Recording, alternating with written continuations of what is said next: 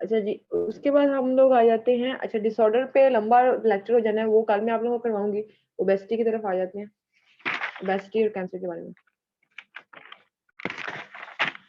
अच्छा जी, बता दी मैंने, सप्लीमेंट्स लेते हैं हम लोग, और अपने मिनरल्स की वो डेफिशिएंसीज को पूरा करने के लिए और विटामिन की डेफिशिएंसीज को पूरा करने के लिए सर्विक्स जी जो है और मल्टी विटामिन है, वो तो हम लोग वैसे मेडिसिनल लेते हैं, लेकिन हम लोग अपने फूड के थ्रू जो है डाइटरी इनटेक से उसको रिकवर कर लेते हैं। उसके बाद हमारे पास आ जाती है ओबेसिटी, ठीक है। So what is obesity?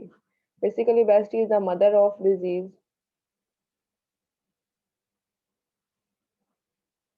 सब बीमारियों की जो माँ है उसको ओबेसिटी कहते हैं, ठीक है। ओबेसिटी कब होती है? Obesity when?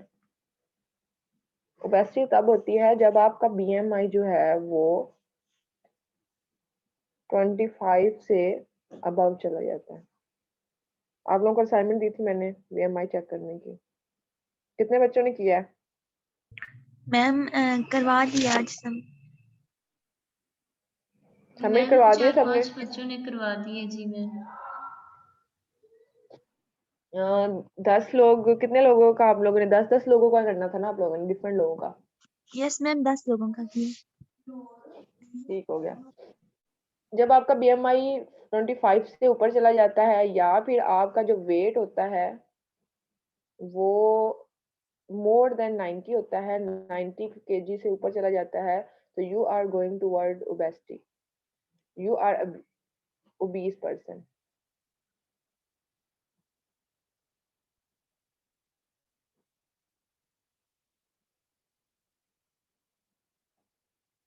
ठीक।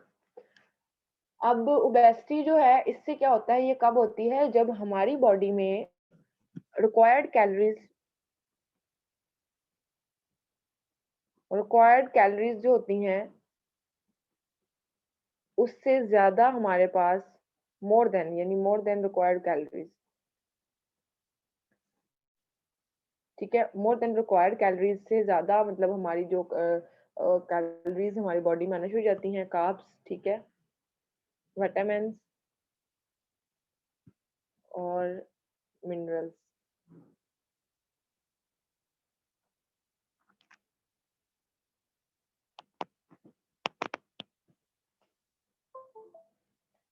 मिनरल्स, ठीक है।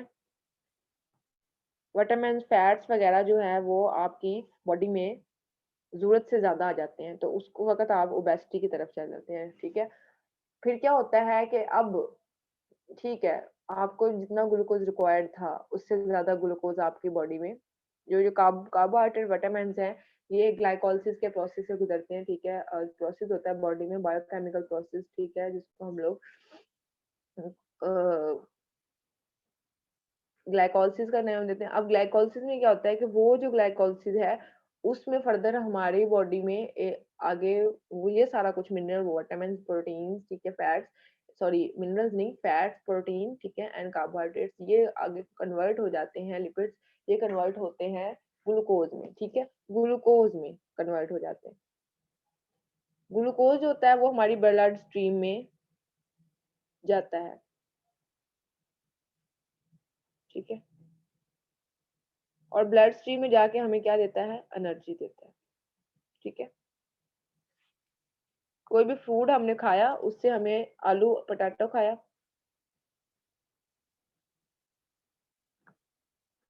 ठीक है, वो पोटैटो जो था उसने क्या किया? कार्ब्स लिए, ठीक है, वो कार्ब्स फर्दर ग्लूकोज में कन्वर्ट हुए, ग्लूकोज से ब्लड स्ट्रीम में गया, ब्लड स्ट्रीम से वो हमारी एनर्जी प्रोवाइड की।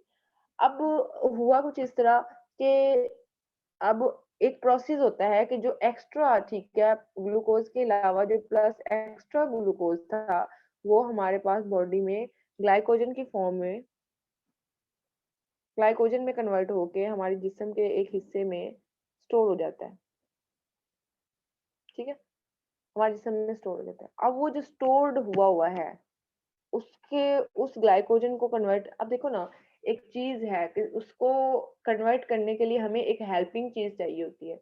अगर मैं चाहूँ कि मैं इस पेज को फाड़ूं और एक जो है वो फाड़ के मैं उसका एक बॉल बना लूं, तो मुझे एक हाथ की जरूरत होगी, पेज खुद ब खुद फट के तो नहीं बन सकता ना बॉल। तो मैं उसको हाथ की ज़रूरत होगी। इसी तरह ग्लूकोज़ को कन्वर्ट होने के लिए इसको एंजाइम्स की ज़रूरत होती है और इसी तरह ग्लाइकोजन को कन्वर्ट होने के लिए भी एक एक एंजाइम ही कह लें आप उसको भी अ, रिक्वायर्ड होता है या एक हेल्पिंग चीज़ चाहिए होती है जिसको हम लोग कहते हैं इंसुलिन, ठीक है? अब क्या होता है जब हमारी मशीनरी खराब हो जाती है इंसुलिन की, यानी इतना ज़्यादा जो है वो ग्लूकोज़ स्टोर होना शुरू हो गया है, ग्लूकोज़ कन्वर्ट होना शुरू हो गया है, यानी एक्स्ट्रा ग्लूकोज़ हमने लेना शुरू कर दिया है बाहर से, हम ओबीस हो गए, हम मोटे हो गए और एक्स्ट्रा ग्लूकोज़ जो है वो हम लोग ले रहे हैं, तो वो हमारा जिस्म 90 हमारा वेट ज़्यादा होता जा रहा है, ये ज़ाहिर बात है जो फैट्स हम लोग ज़्यादा खा रहे हैं मतलब जो हम लोग जितना ज़्यादा खा रहे हैं, ठीक है? वो सारा फैट्स की फॉर्म में हमारे एडिपोज टिश्यूज, ठीक है, एडिपोसाइट्स जो बॉडी के हैं, यानी ये जो मसल्स के नीचे प्लेसेस हैं, हमारी लेग्स के मसल्स में है, ठीक है, और हमारे ये जो बेली है यानी पेट हमारा, इस पेट के साइडों में अंदर हमारे विटल ऑर्गन्स जो हैं यानी स्टमक है और मैदा, ठीक है, इनकी साइडों पे वो क्या होता है चर्बी की शक्ल में, ठीक है, वो आके स्टोर होना शुरू हो जाता है, ऊपर लगना शुरू हो जाता है और हमारी बॉडी जो है वो मस्कुलर बॉडी यानी वो हम मोटापे की तरफ जा रहे होते हैं। फिर क्या होता है कि वो जैसे-जैसे अकोमोडेशन हो रही होती है, अब उसकी ब्रेकडाउन के लिए हमारे पास इंसुलिन वाफ़र मिकदार में नहीं होता। जैसे दानों की बोरी को भर जाती है ना, तो उसको हम भरते जाएँगे तो वो दानों बाहर निकलना शुरू हो जाएँगे बोरी फट के। इसी तरह फिर क्या होता है कि वो हमारी ब्लड स्ट्रीम में ग्लूकोज़ लेवल इंसुलिन फिर ज़ाहिर बात है बोरी तो फट जाती है ना, इसी तरह जो इंसुलिन है जब उसको इतना ज़्यादा मिकदार में जो है वो ग्लूकोज़ मिल रहा है ना कन्वर्ट करने के लिए ग्लाइकोजन की फॉर्म में, स्टोर फॉर्म में कन्वर्ट करने के लिए, वो तो स्टोर कर ही जा रहा है, ठीक है? ग्लूकोज़ एक्स्ट्रा आ रहा है, वो कन्वर्ट करके ग्लाइकोजन में बॉडी में स्टोर करता जा रहा है। वो स्टोर होता जा रहा है जो वो हमारी बॉडी फूलती जा रही है, यानी हमारी बॉडी पे गोश्त आता जा रहा है, प्रोटीन ज़्यादा, फैट्स ज़्यादा आने शुरू हो गए। अब क्या हुआ कि एक वक़्त आया कि वो इंसुलिन काम करना छोड़ गया, उसने जवाब दे दिया, उसने कहा नहीं अब नहीं होता मुझसे। ठीक है? वो जब इंसुलिन की प्रोडक्शन बंद हो गई, ठीक है? मशीनरी खराब हो गई, तो फिर क्या हुआ कि हमें जी डायबिटीज़ हो गई, ठीक है? हमें क्या हो गया? हमें डायबिटीज़ हो गई। ओबेसिटी की वजह से हमें क्या हुई? डायबिटीज़, डायबिटीज़ बहुत खतरनाक बीमारी है, ठीक है? अब क्या हुआ?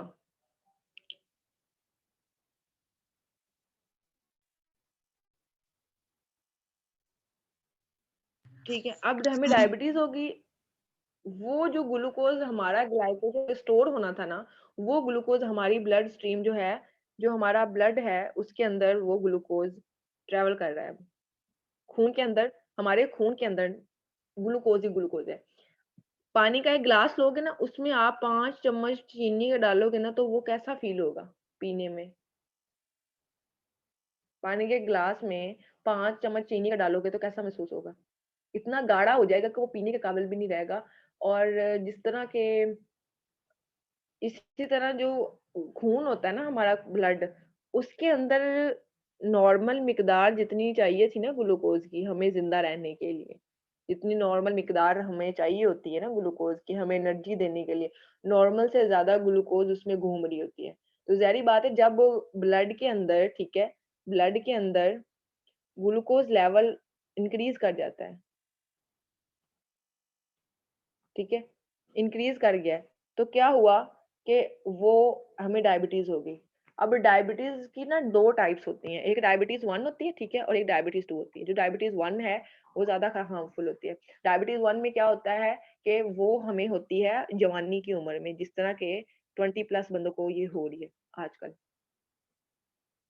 20 प्लस जो है ना एज के लोग उनको हो रही है 32 तक जाती है और एक डायबिटीज 2 कंडीशन है जो 40 प्लस के लोगों को होती है वो तो कंट्रोलेबल है लेकिन जो हमारे पास डायबिटीज 1 है जो 20 प्लस वालों को हो रही है वो तो कंट्रोलेबल वो तो हार्मफुल है वो तो डेथ की तरफ जा सकती है क्योंकि वो हमारी ग्रोथ की उम्र है अगर हम लोग नहीं वो करेंगे ठीक है हम लोग उसको रोकथाम नहीं करेंगे, वो फिर परमानेंट हमें इंसुलिन लगानी पड़ती है, हमें इंसुलिन यूज़ करनी पड़ती है, आर्टिफिशियल इंसुलिन बाहर से लगाते हैं, वो जाके उस ग्लूकोज़ को तोड़-तोड़ के ग्लाइकोजन में कन्वर्ट करता जा रहा होता है और फिर जो है वो हमारी बॉडी जो है उसमें से हमारा खून साफ होता है। फिर खून साफ होगा, उसमें लेवल लो होगा तो फिर हमारी जो डायबिटीज है वो रुक जाएगी। अब डायबिटीज की वजह से ना डिप्रेशन भी होता है। डिप्रेशन, डायबिटीज की चिड़चिड़ापन, ठीक है। उसके बाद अक्सर देखा है ओबेसिटी के शिकार जो लोग होते हैं ना, जो थोड़े से मोटापे की तरफ जा रहे होते हैं, वो ना गुस्सा ज्यादा जल्दी कर लेते हैं, ठीक है। उनको ज्यादा जल्दी चीजों का गुस्सा आता है, उनमें चिड़चिड़ापन होता है, ठीक है। और वो डिप्रेशन का शिकार रहते हैं, ठीक है। और उनकी मेमोरी लॉस हो जाती है। लॉस ऑफ मेमोरी भी ये ओबेसिटी की ही तरफ की एक टर्म में आता है। मेमोरी लॉस होना, डिप्रेशन का शिकार रहना, स्ट्रेस लेना, ज्यादा जल्दी स्ट्रेस ले लेना, चिड़चिड़ापन फील करवाना, गुस्सा जल्दी आ जाना, ये सारी जो है ये डिप्रेशन, ये सारा कुछ जो है ये डायबिटीज की वजह से, ओबेसिटी की वजह से भी होता है। क्योंकि मैंने पहले ही आप लोगों को बताया कि obesity is the mother of disease. हर बीमारी की जो जड़ है वो ओबेसिटी है, और ओबेसिटी जो है वो आपके न्यूट्रिशन की वजह से होती है। If you will balance your nutritional values, then you can recover all types of disease, ठीक।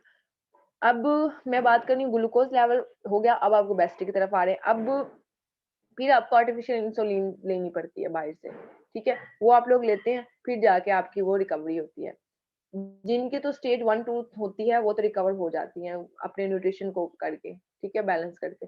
लेकिन जिनकी स्टेज 3-4 हो जाती है, वो इतनी ज्यादा स्टेज हो जाती है, ये 4 वाली स्टेज के जो लोग हैं, इनकी इतनी ज्यादा जो है वो हो जाती है कि उनकी बॉडी के अंदर इतना ज्यादा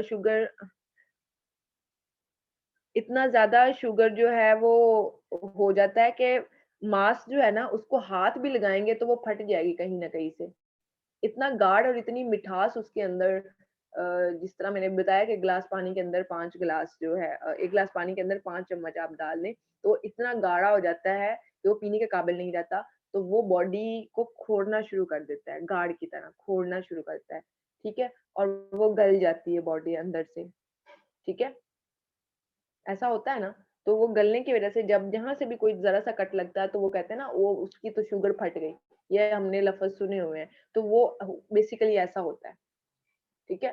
तो ये चीज़ है, ये थी ओबेसिटी के बारे में, और डायबिटीज़ मेलाइटिस, ठीक है, जो कि बहुत ही खतरनाक बीमारी है आजकल के दौर की। अच्छा, यहाँ पे क्वेश्चन मैम आया हुआ है। जी, जी। मैम मैं आई मैम ऐसे भी तो कहते हैं कि ज्यादा ना खाएं तो आपकी चर्बी बन जाती है मैम, बहुत ज्यादा भूखा रहने से। ये जो मैं आप लोगों को भी बढ़ा रही हूँ ना, ओबेसिटी मैंने बढ़ाई है, साथ मैंने आपको आज टेस्ट दिया है डायबिटीज का, और उसके साथ मैंने अब आपको कैंसर का देना है। तो ये जो बात अभी आपको नेक्स्ट बताऊंगी ना, वो ये ही कैंसरियस प्रोडक्शन की है, वो मैं आपको बताती हूँ थोड़ी देर तक। अच्छा जी, यहाँ पे क्वेश्चन है, how can we control this diabetes. Control, ये हम लोग न्यूट्रिशन की अपनी न्यूट्रिशन को बैलेंस करके कंट्रोल कर सकते हैं। डायबिटीज में ये होता है कि लोग कहते हैं जी चीनी चीनी खाने से शुगर होता है, ठीक है। That's too much wrong concept. चीनी से कोई नहीं फर्क पड़ता, या मीठा जो है वो खाने से कोई फर्क नहीं पड़ता, ठीक है। तो ये होता है कि इन चीजों से कोई भी फर्क नहीं पड़ता, चीनी और मिठास और इन चीजों से, ठीक है। बेसिकली आप लोग जो ज्यादा मिकदार में पोटैटोज ले लेते हो, ठीक है, और उसके अलावा आप लोग अपने न्यूट्रिशन में बहुत ज्यादा जो है वो कार्ब्स, प्रोटीन और फैट्स लेना शुरू कर देते हो, तो इस वजह से जो है वो आप लोग को डायबिटीज हो जाती है, ठीक है। अगर आप उनको कंट्रोल करोगे तो फिर आप लोग ठीक रहोगे, ठीक है। अदरवाइज आपको कोई इफेक्ट नहीं वो होगा चीनी खाने से, मीठा पीने से। वो तो फिर फर्दर जब आपको हो जाती है तब आप लोगों को रिकवर किया जाता है, क्या आप लोगों को रोक दिया जाता है, ये नहीं खाना, वो नहीं खाना, ठीक है। तो ताकि आप लोगों का जो ग्लूकोज लेवल है ना, वो लो रहे आपके ब्लड स्ट्रीम में। तो आप लोग सिर्फ डायबिटीज को कंट्रोल करना चाहते हैं, तो आपको वो इंसुलिन तो ज़ाहिर बात है, वो तो फिर लाइफ टाइम भी चलती है। सम टाइम जो ज़्यादा मरीज हैं, अगर तो आपको स्टार्ट में पता चल गया कि आपको डायबिटीज है, तो स्टार्ट में इसको कंट्रोल कर लें, ठीक है। स्टार्ट में ही परहेज करना शुरू कर दें। और अगर आपको जो है वो लेट पता चला है कि आपको डायबिटीज है, तो फिर आप लोग को इंसुलिन तो फिर लाइफ टाइम आपके साथ चलेगी। लेकिन अगर फिर ज्यादा देर जिंदा रहने के लिए आपको अपनी डाइट को बैलेंस रखना पड़ेगा, फिर आप ज्यादा देर टाइम निकाल सकते हैं। अदरवाइज जो ये डायबिटीज है, ये 100% क्योरेबल नहीं है। बहुत ही कम बाय चांस ही लोगों की, क्योंकि वो नेचुरल मशीनरी जो खराब हुई हुई है ना, उसको हम लोग ठीक नहीं कर सकते किसी भी सूरत। तो ये था डायबिटीज के बारे में। किसी और का कोई मैम क्वेश्चन? इसमें एक्सरसाइज भी बेनिफिट एक्सरसाइज, बिल्कुल एक्सरसाइज से भी कर सकते हैं हम लोग। अच्छा, हमारा नेक्स्ट टॉपिक है कैंसर का, ठीक है, कैंसरियस प्रोडक्शन, ठीक है, व्हाट इज कैंसर, ठीक है। बेसिकली डेड सेल्स होते हैं, ठीक है, और कैंसर जो होती है ये एक लाइलाज मर्ज है, ये पहले भी आप लोग सुन चुके होंगे। अब पहले लाइलाज था, बिल्कुल कंट्रोलेबल भी नहीं था, सीधी डेथ होती थी, लेकिन अब कैंसर जो होता है इसमें ये होता है कि आप लोगों को इसको कंट्रोल किया जा सकता है, ठीक है, और उसका जो उसको हम बिल्कुल ही स्टॉप कर देते हैं, ठीक है, कैंसर को कंट्रोलेबल है, ठीक है। अब किसी का कोई क्वेश्चन आया हुआ है? बाबा जानी को डायबिटीज इंसुलिन से भी कंट्रोल नहीं होती, तो उनको कौन सी डाइट दी जाए जिससे कंट्रोल हो जाए? काइंडली बता दें। अच्छा, उनको ना मेरी जो परसेप्शन है ना, मेरे अकॉर्डिंग, ठीक है, उनको फाइबरस जो है ना, फूड मतलब फाइबरस फूड वो लेना चाहिए, बॉइल्ड, ठीक है, बॉइल्ड। और उनको ये राइस बिल्कुल छोड़ देने चाहिए, राइस, पोटैटोज, ठीक है, ये बिल्कुल छोड़ देने चाहिए। और हाँ, गंदम की रोटी वो खाएं। उसके अलावा जैसे ये करेले, आजकल का सीजन है, करेले खाएं, ठीक है, और इस तरह की चीजें यूज करें। तो आई थिंक जो करेला है ये बेस्ट है इसके लिए, डायबिटीज पेशेंट के लिए ना, करेला जो है ये बेस्ट है। और बाकी आप ना मुझे इनबॉक्स करना, फिर मैं आपको थोड़ा और डिटेल में चीजें बता दूंगी। मैम मेरा भी एक क्वेश्चन है प्लीज। Ji ji. मैम जैसा कि आपने बताया कि ये मतलब कि चावल और आलू जो होते हैं और मतलब कि इनमें बहुत ज्यादा ये चीजें पाई जाती हैं जिनके साथ हमें डायबिटीज हो सकती है, लेकिन कुछ लोग ऐसे होते हैं जिन्होंने खाना ही सिर्फ ये होता है, मतलब उनके मतलब के जैसे मैं हूँ, मुझे सिलिक डिजीज है, मुझे मतलब कि पूरी जिंदगी के लिए गंदम मैं नहीं खा सकती, तो अब मैं मतलब पोटैटोज खाती हूँ, ठीक है, उसके मैं चिप्स खा लेती हूँ, मैं मतलब चावल खाती हूँ, ठीक है, फिर उसके बाद ऐसी चीजें जैसे मकई की रोटी है, तो जो ये लोग हैं तो फिर उनको भी डायबिटीज होने का बहुत ज्यादा डर हो सकता है, नहीं? जिस तरह अब आप कह रही हैं कि आपको तो लाइफ आपको वो डिजीज है, ठीक है, उसके अकॉर्डिंग आप नहीं गंदम खा सकती।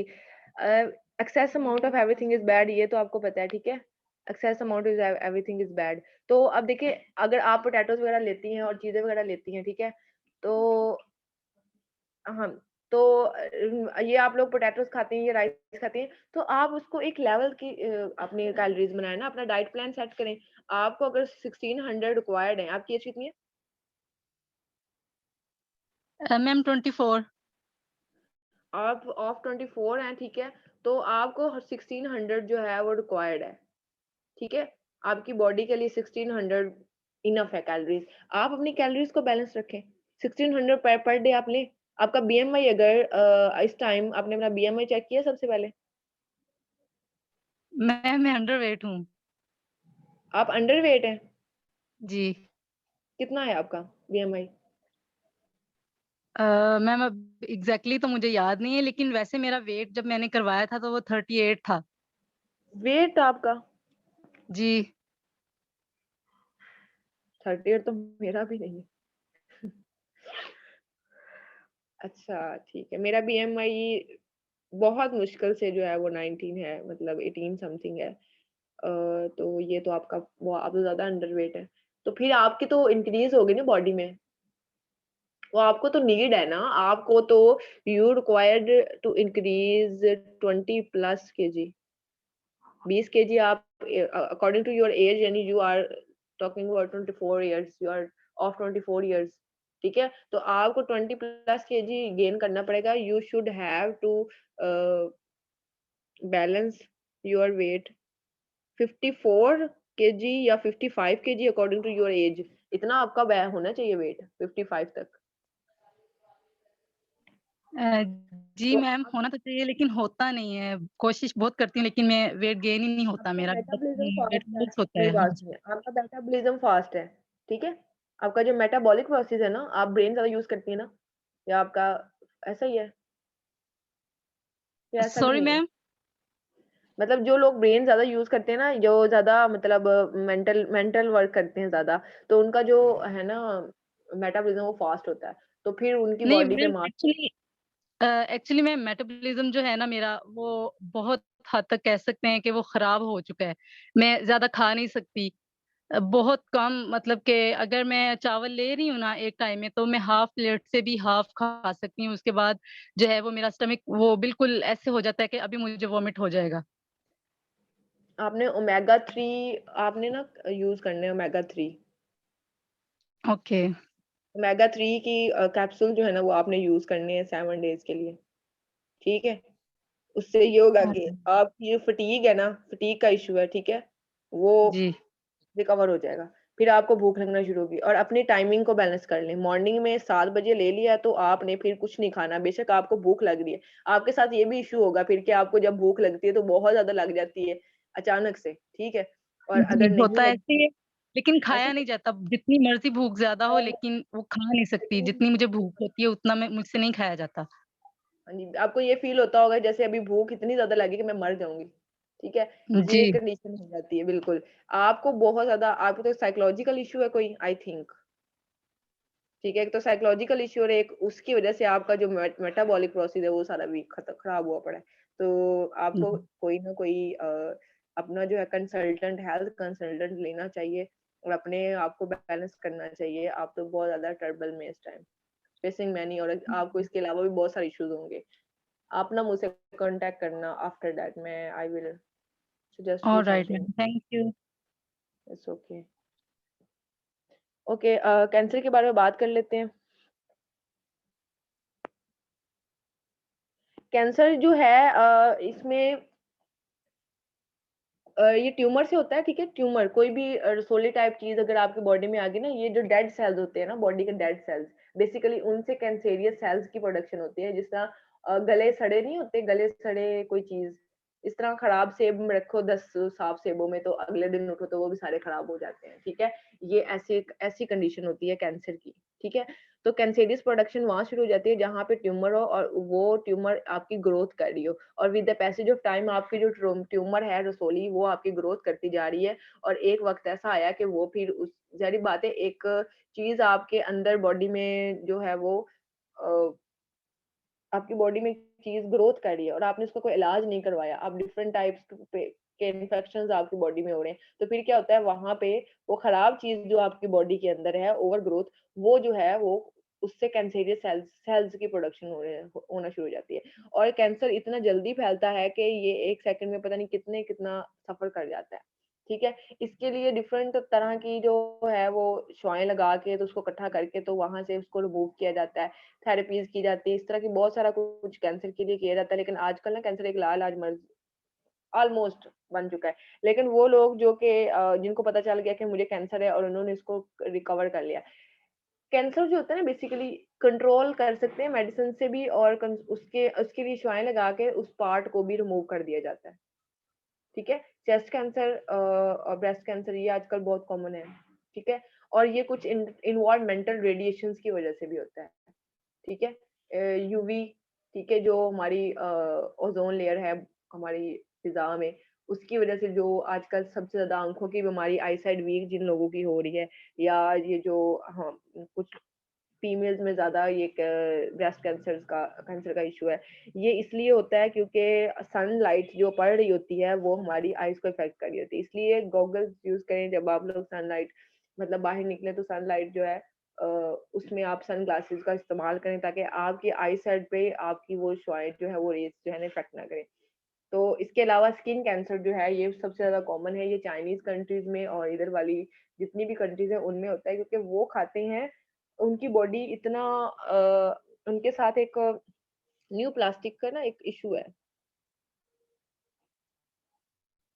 चाइनीज़ कंट्री में ना एक डिज़ीज़ है न्यू प्लास्टिक।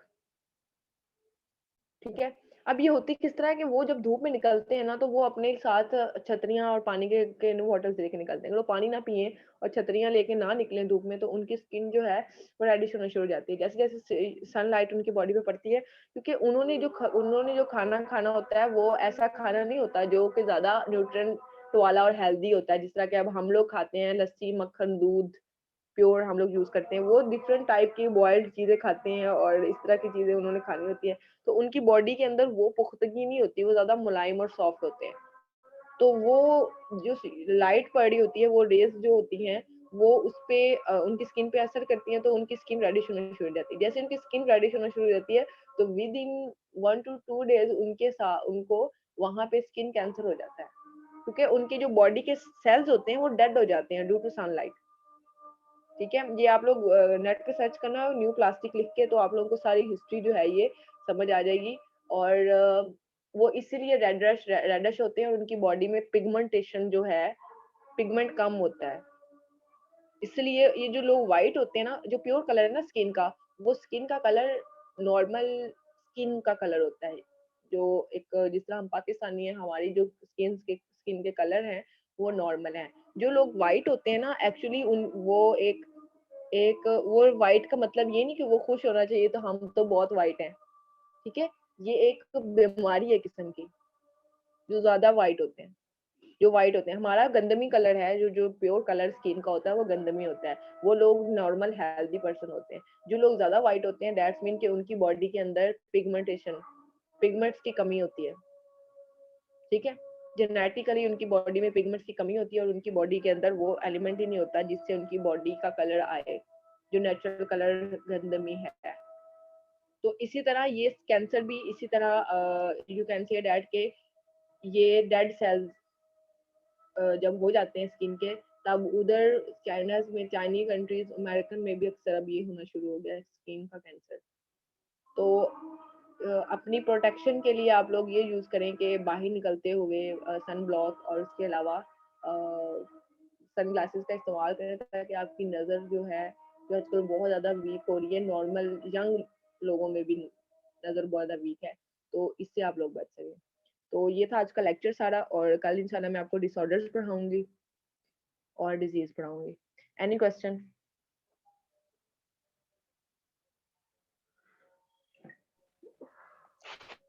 मैम जो आपने क्वेश्चन पहले बोले थे हमें करने के लिए, वो एक दफा प्लीज रिपीट कर दें।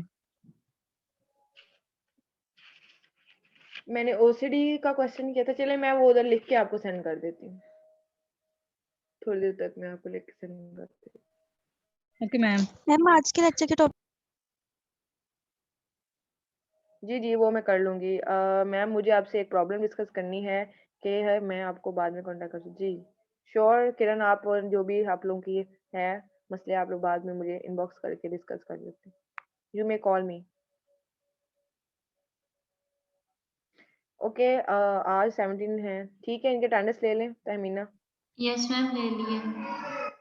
Okay students, you may leave now, thank you so much, take care, अल्लाह ओके हाफिज। मैम, अल्लाह हाफिज। Okay ma'am. अल्लाह हाफिज।